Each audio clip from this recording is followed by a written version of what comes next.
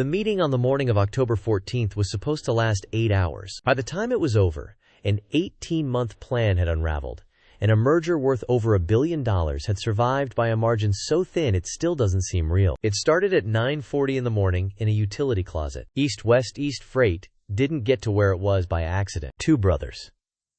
12 trucks. Routes out of Memphis in the early 2000s that slowly grew into something nobody expected. By October 14th, the company was running over 4,000 vehicles across 38 states.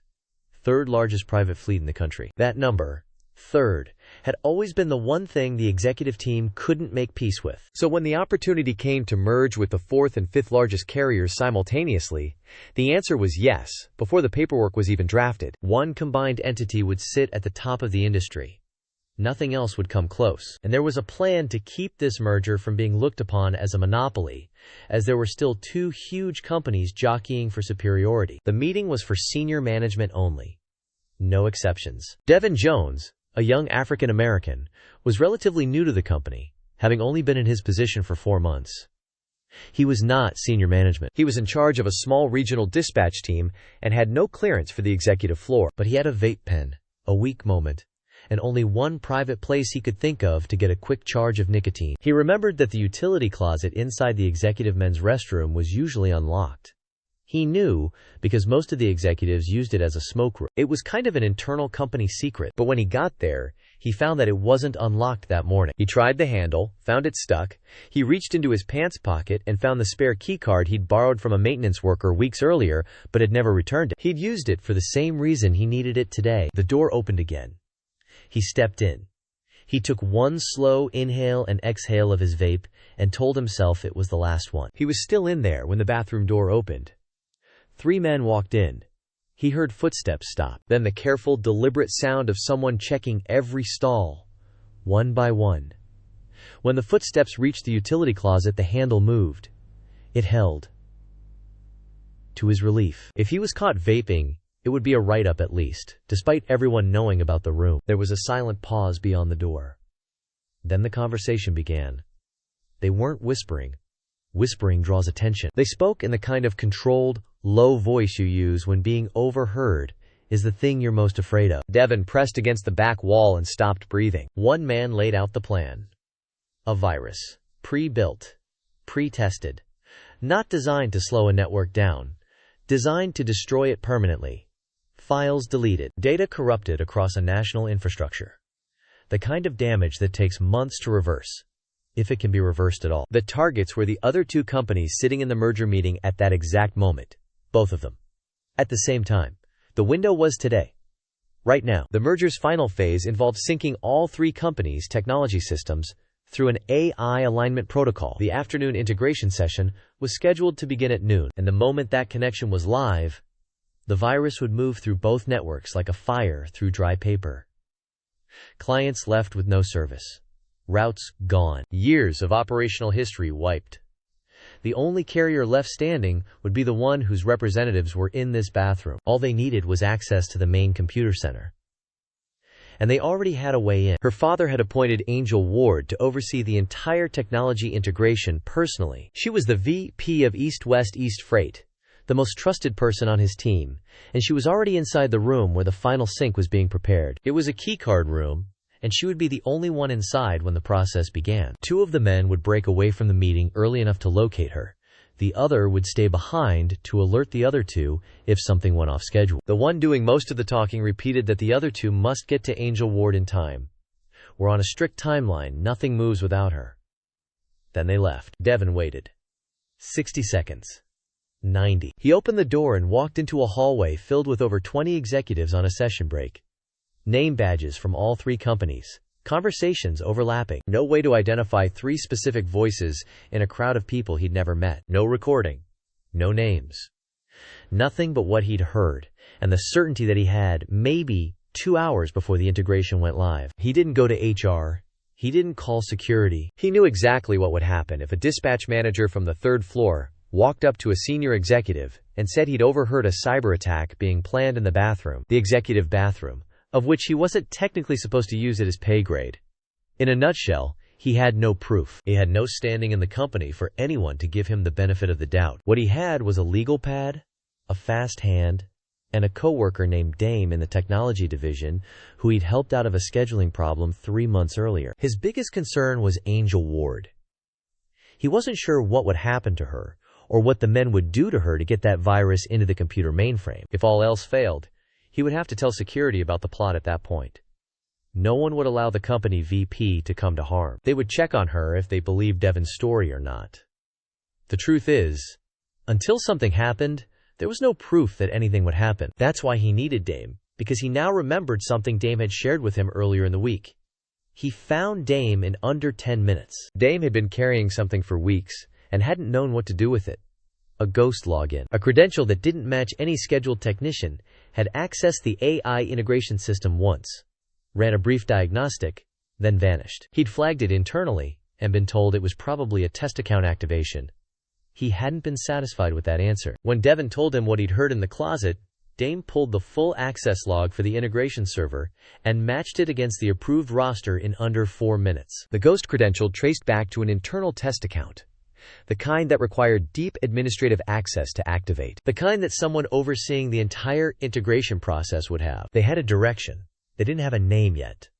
But the list of people with that level of access was short. Devon wrote down every name Dame could give him. 6 people total.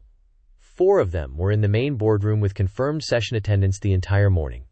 That left 2. One was a junior systems administrator who hadn't badged into the building at all that day. The other was restricted, and they would need someone with a higher level of access to reveal the name. Devon went back to the keycard log from building operations.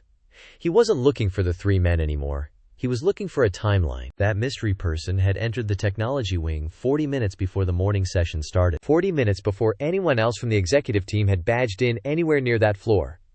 He stared at that timestamp for a long moment. Then he wrote it down.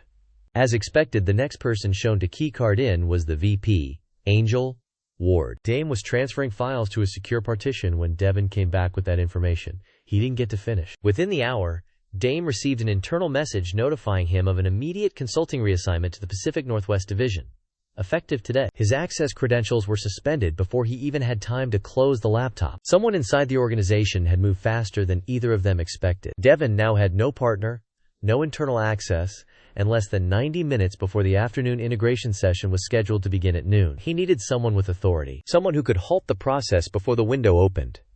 And the only person in the building with both the access and the standing to do that was Angel Ward. He'd heard about her reputation before today. Sharp. Decisive.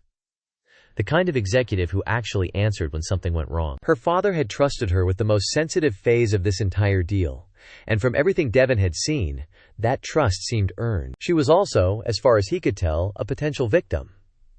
The men in that bathroom had said they needed to get to her. If someone was planning to use her access without her knowledge, she deserved to know. And she was the only one who could do something about it in time. He found her in a side corridor near the technology wing at 11:20 in the morning. She was moving fast, tablet in hand, the kind of focused energy that made people step aside without thinking.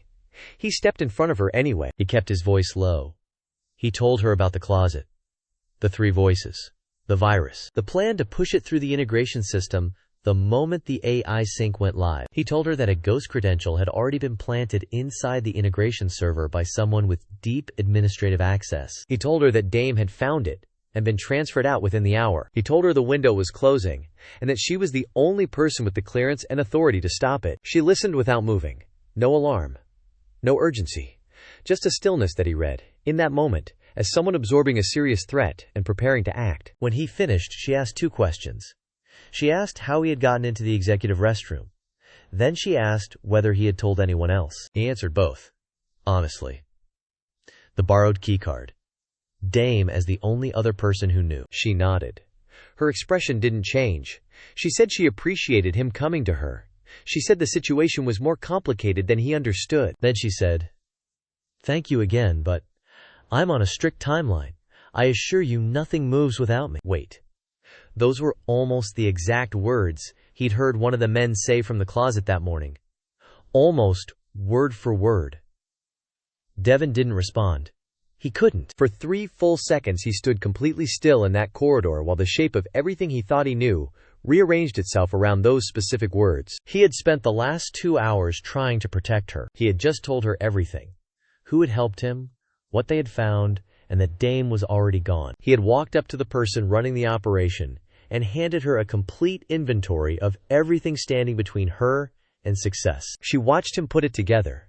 She didn't try to explain herself. She didn't threaten him. She just watched with obvious uncertainty as she realized somehow he was now onto her scheme. Without another word, Devin turned and walked away. Not fast. He didn't run. He said later that his legs wanted to, but his brain overruled it, because running in that hallway would have meant something to anyone watching. He walked at the pace of someone with somewhere to be. He did not look back. He did not know if she was following him. He did not know if she was already on a phone call having him removed before he reached the elevator. Every step of that walk felt like it could be the last one that mattered. Security officers ahead in the hallway in front of him suddenly pulled walkie-talkies to their ears and began scanning the corridor. Devin turned down the next corridor just in time before he was spotted. Now running, he made it to the legal department at 11:47 in the morning. He asked the first person he saw for someone who did not report to Angel, Ward. He sat down. He put his legal pad on the table. And he did not leave. The executive he spoke to listened to his hurried story and at first laughed, but when security knocked on the door and mentioned Devin by name, he took the conversation seriously. No one knew who Devin was. He was a low-level manager on the wrong floor, not an executive security saw on a daily basis. Devin told the high-level executive one thing as he saw him making the decision on whether or not to reveal to the security team that Devin was the man sitting at the desk right in front of them or send them on their way. Devin told him, "Tomorrow you are either going to have a company to work for or you will be unemployed. I can prove my case in 5 minutes." The executive told the men to try down the hall but come back in 5 minutes with an update. Devin pulled out his phone and called Dame. And with Dame's information, the executive was able to trace higher levels of access into the company logs. They all pointed to Angel, Ward, the company's VP. After that, it took 25 minutes more to get the right people assembled to close down the computer system and update security access. In short, to revoke the VP's access. What investigators later pieced together in the hours and days that followed was a plan 18 months in the making. While leading merger negotiations on her father's behalf, Angel, Ward had been quietly purchasing a controlling stake in the fifth company, the smallest carrier in the deal. The acquisition was buried under a chain of holding companies and a private trust registered in her name. On paper, it was invisible. In practice, it was the foundation of everything.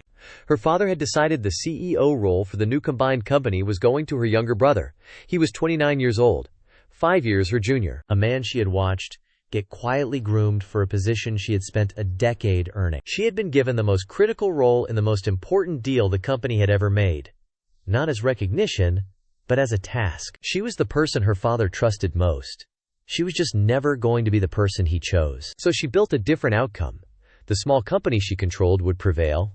The virus would see to that. It would destroy her father's company and the number 4 company from the inside, on a technical level.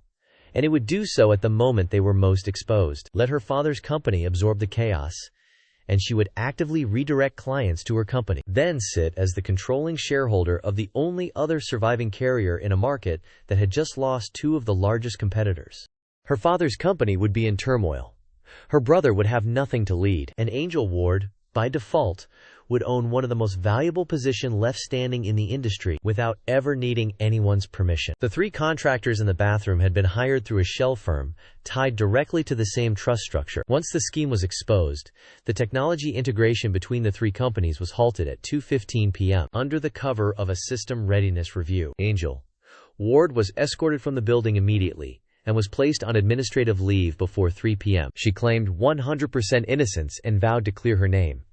Federal investigators were contacted. The virus was recovered at 3:45, sitting on an external drive inside a laptop bag in the technology center. It had never run. The window had closed before it could open.